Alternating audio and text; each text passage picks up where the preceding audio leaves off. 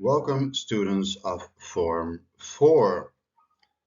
My name is Theo Martin, if you didn't know me already, and I work for the SKAIH Pre-University in English and Pre-Universitario in Papiamento.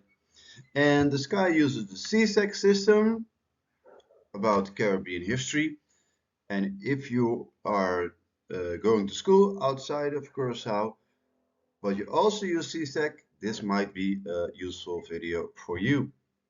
The topic taken from the syllabus of Caribbean history is new agricultural enterprises and industrialization, and the verbs we are talking about are explaining and assessing, and I also took those from the syllabus. Let's look at the next slide where you can see more about the objective of this video. Explaining the factors that encouraged the growth and survival of alternate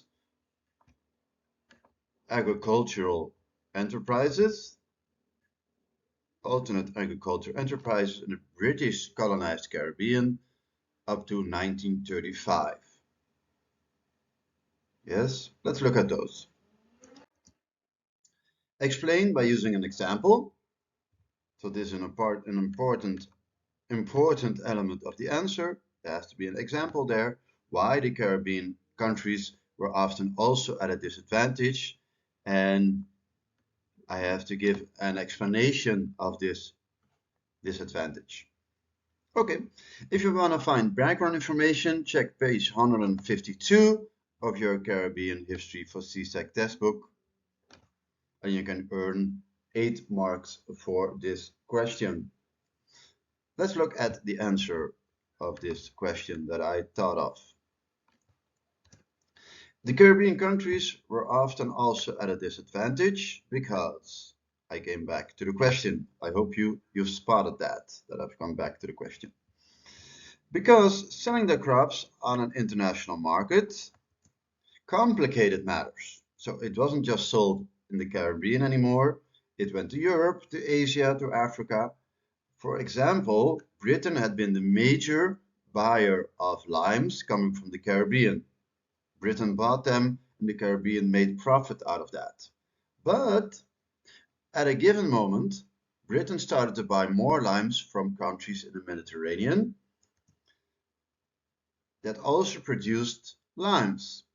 The explanation for this is that limes could now be grown relatively closer to Britain, and this lowered transport costs significantly.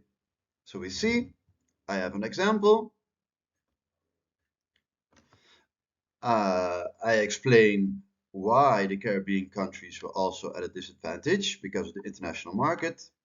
And I explain it a little that it lowered transport costs because they were grown significantly closer to Britain. So the elements of the question come back into my answer using an example and explaining that. I hope my explanation was clear. It wasn't a very complicated question, but the example you use, you're open to use your own example that you've found in the book that is listed above.